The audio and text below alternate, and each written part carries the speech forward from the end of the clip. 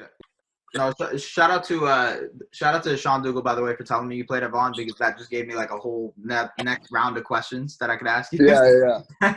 But the first question I wanted to ask you is, did you were you in that class of playing with Wiggins? Sorry, what? So no, you're good. Yeah. No, did you get were you in that class of playing with Wiggins, like same year or? Yes. So I'm older than Wiggins. I think Wiggins is a 95. I believe he's a 95. Yeah, he's 95. He's probably my age. Yeah. So he's your age. I'm the 93. So what happened is Wiggins went away in grade 9. Mm-hmm. Andrew went away from grade 9. He left. He went to a prep school. Things didn't work out. He ended up coming back. He's a hometown kid. He's from Vaughn. Yep. I actually played against Andrew and a lot of other guys that played on our team when I was in elementary school. So we all kind of grew up together in a sense because we all play basketball around each other. So he came back. He went to Vaughn. He came to Vaughn in grade 10. By the time he came back in grade 10, I was in grade 12, I believe. Yeah, I was in grade 12. So he ended up playing with us. Obviously, they're not going to make Andrew Wiggins play great and junior. He's going to play senior. Right. So he ended up playing senior with us, and he did a great job, and we ended up winning Ofsted that year. It was our first time in history that Vaughn Secondary won the Ofsted championship, but he was obviously a big addition to that. And that year was probably one of the most, if basketball started to make a turn, it would be around that time. Interesting. That must have been, I remember strictly when we had coaches come watch our practices, and these are coaches like CIS coaches, small D1 coaches, are coming to our practices at Vaughn Secondary in Vaughn. This is not Toronto. This is like, at the time, Vaughn. This is north of Steeles. A lot of people don't even know what's over there. For people that live downtown, that's no man's land to them. If you ask them what's in Vaughn, they only know Wonderland to Vaun. Wonderland, right?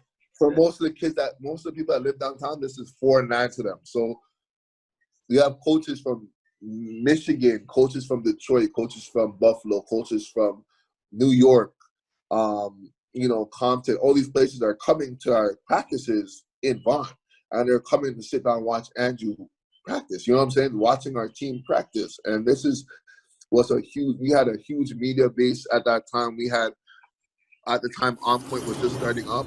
Right. On Point, I don't know if you know On Point, I've heard of it, but it's by Drew. And he was following us out to every tournament, pretty much. He was doing a lot of the media coverage for our group, a lot of interviews, a lot of stuff like that. Mm-hmm. A lot of the other groups were starting. North Pole Hoops were starting up at the time too, so they were doing a lot of media coverage for us. And we were just starting to kind of blow up. And we won a lot of games. I think we only lost like 2 games that whole season. And we became pretty, like, at a point where it's like, our York Region, this is York Region, like I said, our York Region final for our division was sold out and packed with coaches, fans, parents. I remember. I was probably at one of those games. I remember. Yeah, it's crazy.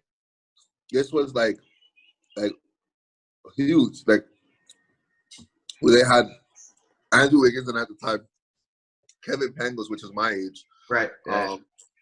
Playing against each other. And those were 2 big names. Kevin had just signed to Gonzaga. Mm-hmm. And Andrew was obviously the young boy coming up, and everyone was saying that he was going to go to the NBA at the time. So this was a huge game for anyone that knew basketball. And you know what I'm saying? So everyone was coming to watch, and it was just, our team was just so focused on every little flaw we made, every little thing that we did was just televised, talked about, watched, critiqued, and it was crazy. And like I said, I think that was a huge turning point for Canadian basketball, because after that, things started to go in a huge shift. At least for me, I noticed a lot of things went to a huge shift. That AAU circuit started becoming more of a bigger situation. I think Andrew started joining Bounce at that time, and Bounce just started. Nike just started the EYBL league. Yeah. So a lot of things started shifting around that time, and basketball started going into a different page, a different chapter. So, it was huge. And like I said, Andrew's a great player. Obviously, as you.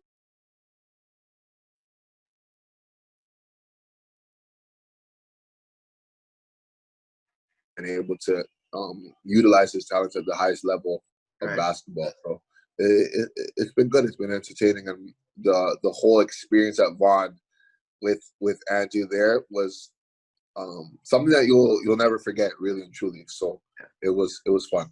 No, I agree with you. It was a turning point for basketball for sure, especially out here, just because of like the coverage people were getting, and not only that, but like Andrew Wiggins, outside of even just high school, when he went to college, he was one of the most hyped up NBA draft prospects like ever. Like the amount that people thought he was going to be the next LeBron James. Oh my God, he's getting drafted to the Cavs, all that stuff, right? But with that comes a lot of pressure, right? With that comes a lot of pressure to perform, pressure to become the greatness that people expect you to be. And then behind that, over his past, 8-year career, something like that, he's had a lot of criticism. He's had a lot of criticism, specifically about, maybe he doesn't have the motivation to play. He doesn't necessarily have the motor. What do you think of all that? I mean, I'm not going to sit here and deteriorize, obviously, one of the guys that played with me for my whole life. But Andrew is capable of doing a lot. And I feel that the situation he's been placed in and the things that he's been asked to do are a little bit unfair at times, because I feel like he hasn't been able to work with much. I feel like he's been in a situation where Minnesota – obviously not recognizable in the top 10 teams of the NBA, and you have this incredible talent that's coming to your team. I think they were putting a lot of trust in a young guy, which is fine. A lot of teams do that, but I feel like management and coaching have been off. They haven't been able to utilize him to the best of his abilities. And I feel like people are upset because they know he could do more. So it's not like he can't do more. It's not, you know what I'm saying? I feel like at a point you have to kind of stop and realize maybe it's not him. Maybe it's the people and the situation that he's in that's just not working out.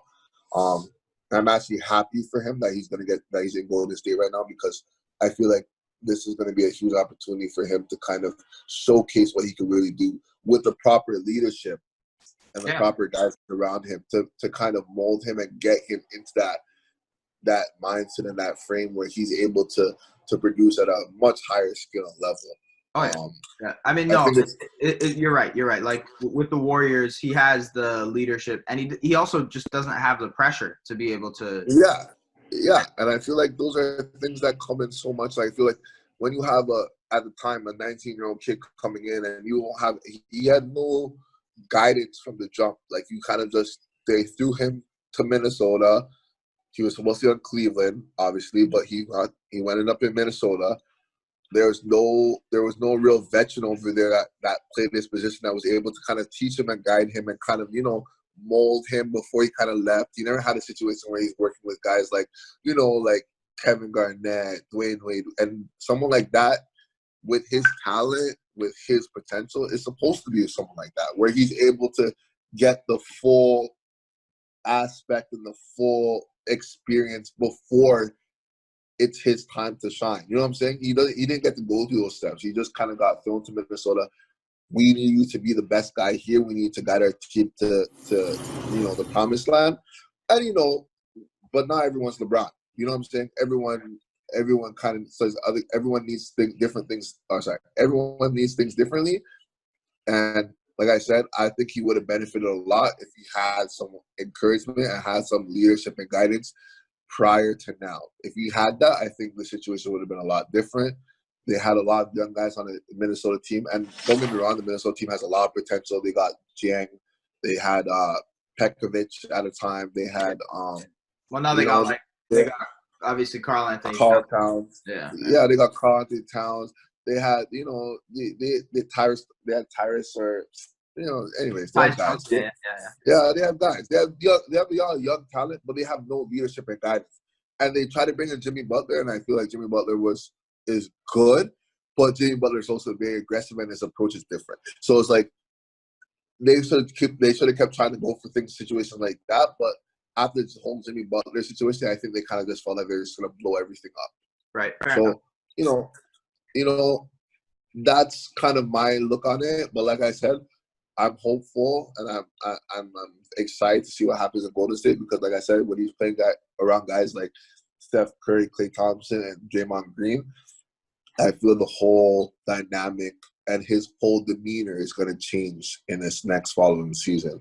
And I feel like a lot of people are going to have to hold their tongue because I feel like they're going to have a huge impact on how his game and how his outlook on the game completely changes. Yeah, it's pretty crazy to think of that a guy you played high school ball with is going to be playing with Steph Curry, Klay Thompson, and Draymond Green. Yeah, it's wild. I mean, for me, that's amazing too, just because I have a small Wiggins story, and it's from elementary school. He came to play us. He didn't play the first half. We were up 20, and then coach subbed him in the second half, and we lost by 20. So it just goes to show you how crazy of a phenomenon that guy was when he was playing. You know what I mean?